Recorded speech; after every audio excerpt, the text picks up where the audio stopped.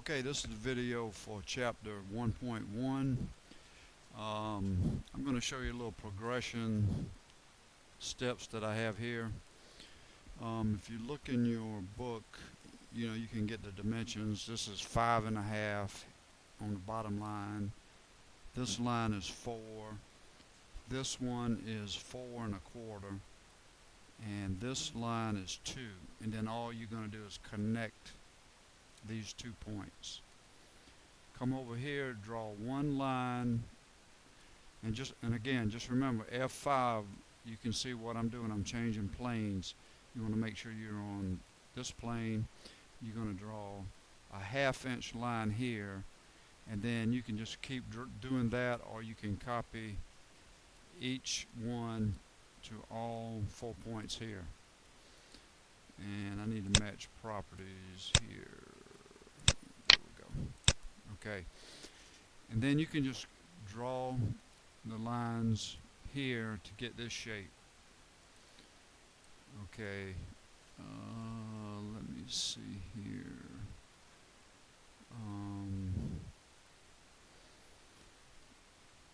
This one is missing a center point.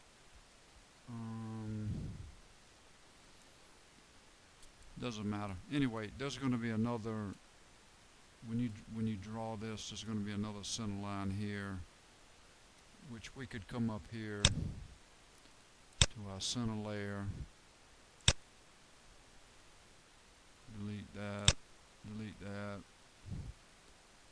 go to line,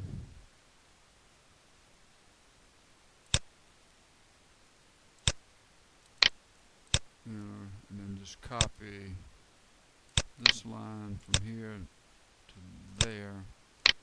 And remember, you're going to have to, well, we can match properties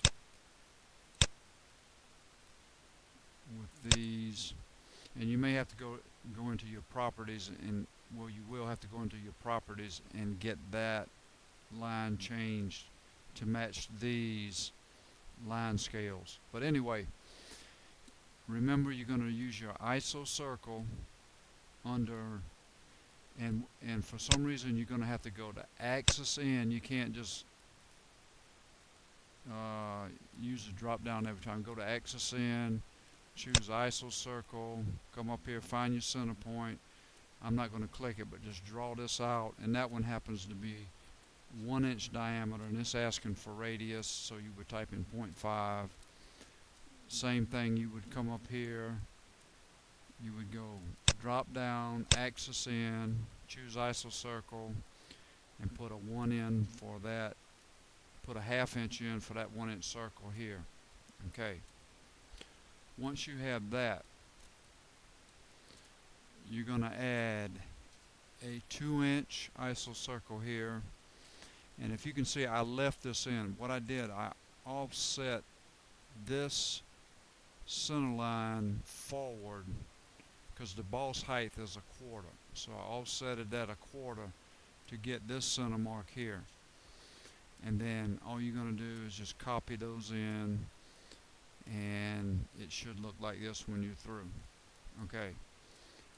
Go back and look at the previous videos, and you can take a look at the dimensioning here and get the proper orientation for your dimensions and for your text.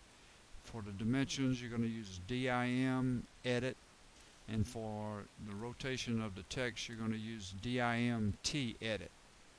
Okay?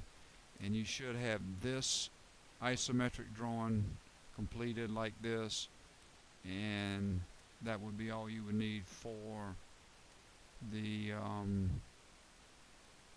assignment.